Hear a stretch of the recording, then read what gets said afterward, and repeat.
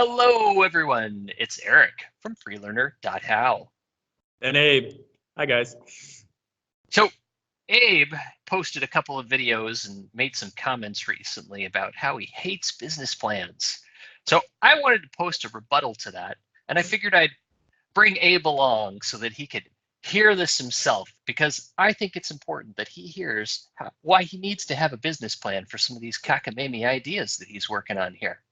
Yeah. So, let me put forward 4 reasons why I think you, Mr. Foy, need a business plan. Oh, shit. Okay.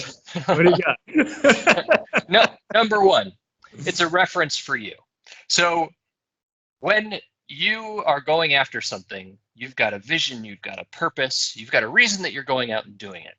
And a business plan is a reference for you to go look back to, why am I doing this? So when things get tough, you can go pull up your plan and you can say, why am I here? Why do I care? Oh yeah, that's right. That's why I got excited about this thing. I wanted to earn passive income. I wanted to make the world a better place.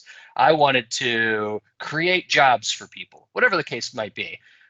It's somewhere that you can reference to. Mm-hmm. Number 2, you got to be able to bring others along for the journey. So whether that be a partner, spouse, friends, family, the business plan encapsulates what it is that you would say to them. Why are you doing this? Why do you care? Why are you spending your time this evening off working on this thing? Because I want to accomplish X, and the business plan says what that X is.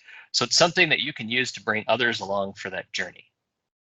To build on that, number 3, if you want growth, if you really want to accelerate growth, you need to be able to start pulling in folks like partners or investors to help grow the business.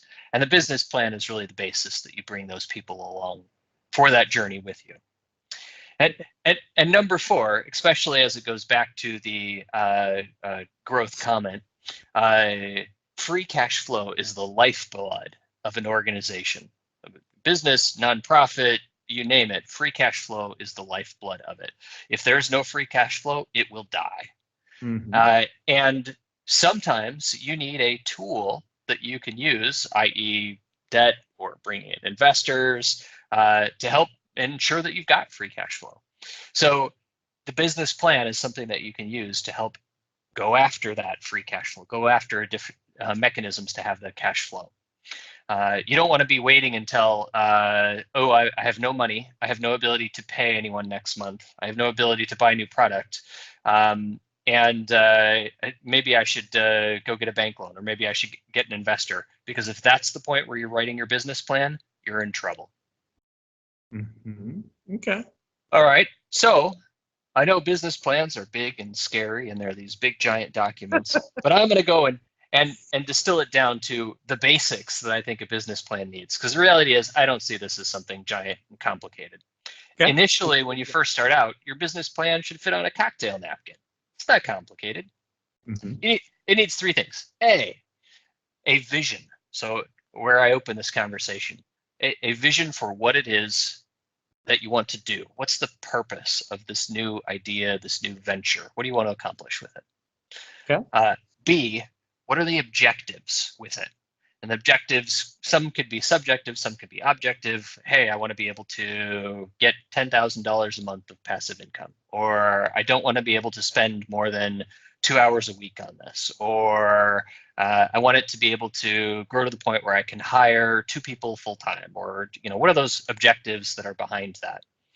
I want it to have minimal impact. It might be a sustainability objective. And then C, what's your approach? The basic how of what you're going to do. I'm going to get some vending machines, go put them in some places, and then that way people can buy stuff out of them. Real simple. So it doesn't have to be this giant, complicated, multi-page long document. It needs to be something. It's starting out early, and I keep using your vending machine as an example because you've just posted several videos about that. By the way, everyone, if you haven't seen those videos, go look at Abe's videos. They are excellent. They are excellent. So So what's your approach there? And it's the basics of it.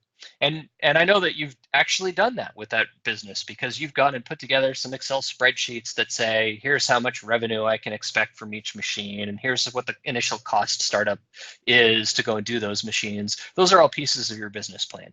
So even if your business plan is small, go create the basis, go put it on a cocktail napkin or a simple Excel spreadsheet or write it on a whiteboard, whatever it is, have a plan. That way you're not just navigating the world haphazardly. At least you have a direction to point yourself in. You can change that plan at any point in time. If it's not working, go change the plan, but at least have a plan that you can apply that change to. So that's why I think it's essential to have a business plan. And the kind of my thinking there in terms of why you should have one. So what was the third? Third what? You said there's three things. So what were What does it need? A, B, C. A, vision and purpose. B, objectives. C, the approach. Okay. Or the way I would phrase it, A, the why. Why are you doing this? B, the what are you doing? Right. And or what are you accomplishing? And C, the how. How are you going to go about it? Okay. Okay, cool. So, I'm not going to be, I guess I'm not going to be like crazy controversial here, which, because I do agree with those things. When I'm talking about a business plan, and usually when people are thinking about it, it is something that's bigger. And so that's the thing that is really irritating here. Oops, I think I just knocked my phone thingy off. Hold on for a second. You're still here. I'm still there. Okay.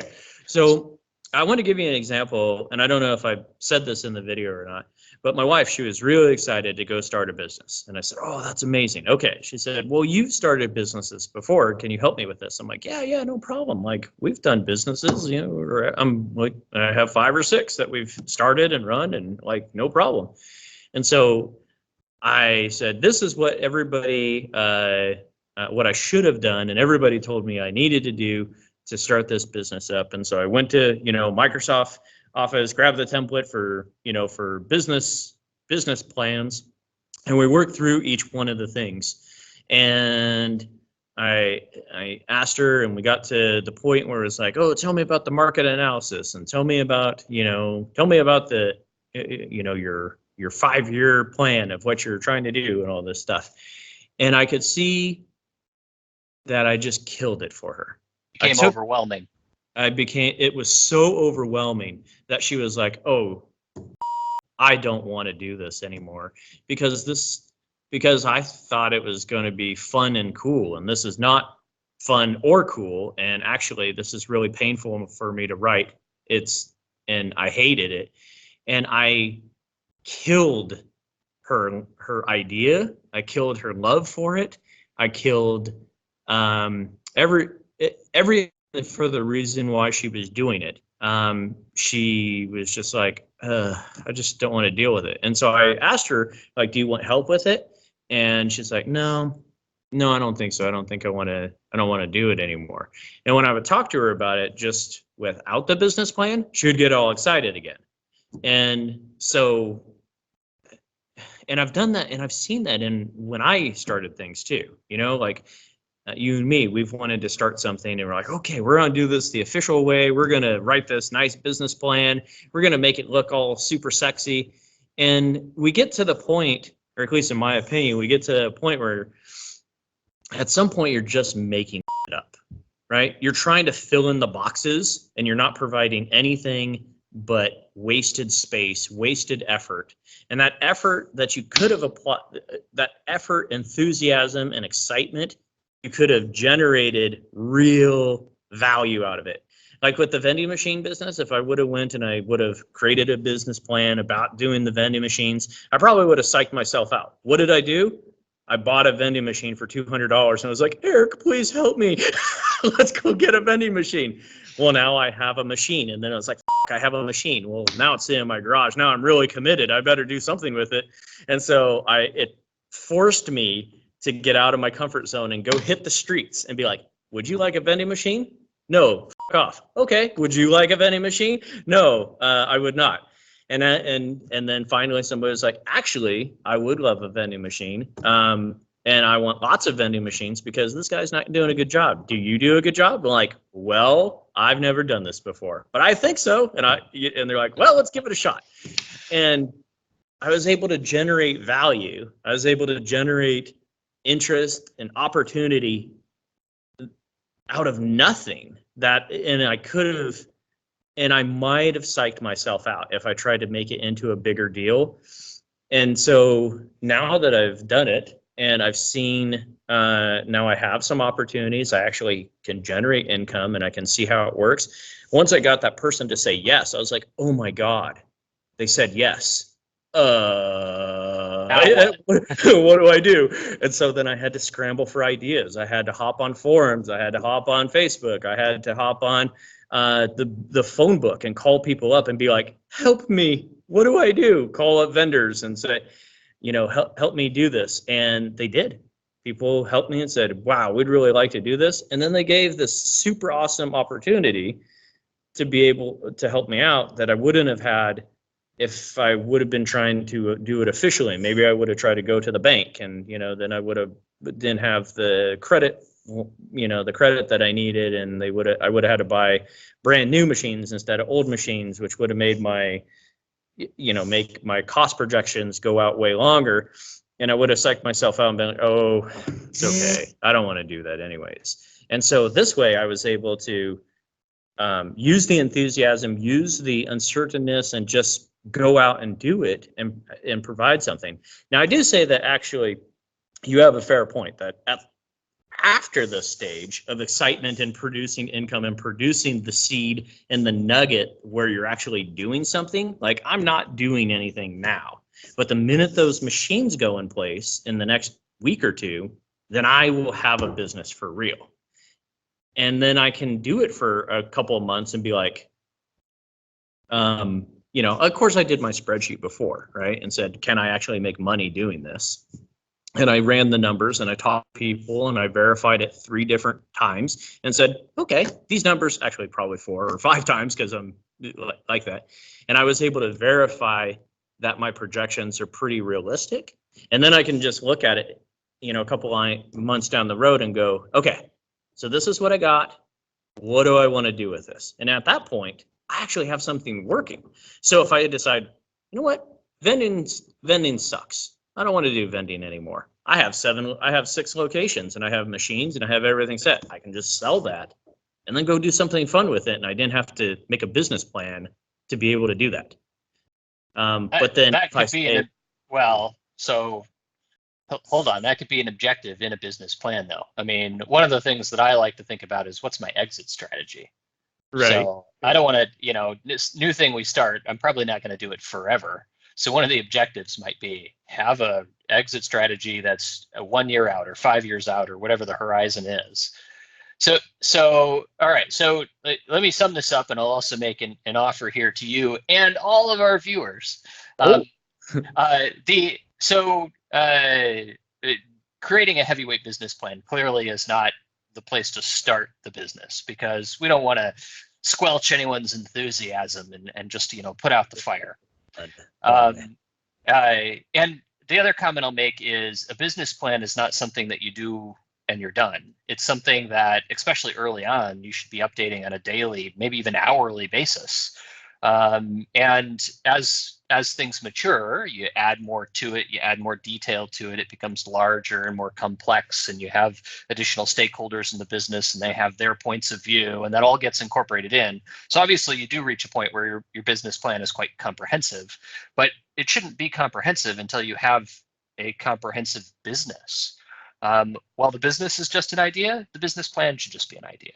And I would say mature as you go. So I'll do a quick article with this on freelearner.how. You should be visiting our site, and I'll put down those things that I just called out earlier. The 4 reasons you need it, and the 3 things that it's got to have, and some examples, quick, easy examples, because I want people to be able to go pick that up and say, inside of 10 minutes, let's just write down what's my purpose? What's the purpose of this whole thing? What are my objectives? What is the very basic approach? And that's where you start the idea with. And from there, build onto it, go use big business plan templates, whatever, by all means, as your business matures. But to start out with, you should at least be able to answer, why am I here? Yeah, I think so. And I think having some direction and some plan is helpful. I guess that's the key. Is what you were saying is don't turn it into a big thing. Go see if somebody is interested in the thing that you want to do first, and don't waste a bunch of effort trying to project something that you have no idea about yet. Like 2 weeks ago, I knew nothing about vending, or maybe a month ago at this point, and now I actually know a decent amount. But as I first start to do it, like, everything that I know now is going to be nothing compared to what I'll know in the future. And so I guess I just want to say, like, don't get stuck in your head. Don't get stuck writing when you should be doing. Agreed. That's You right. need, Yeah. Don't get stuck. If you feel like you're stuck on a question, skip it. Go ask the next thing. Go solve the next problem. Come back. Obviously don't ignore it completely, but don't stop yourself. Don't let these little questions become a stumbling block. Come back to them later. Go get yourself excited, and keep on learning how to live free. So I I want to say, hey, thanks everyone for coming and joining us. If you like this video and you want more, make sure to like and subscribe. Go visit the article I'll push down here below. And thanks everyone for joining us today. yeah, thanks guys. Hope it was fun.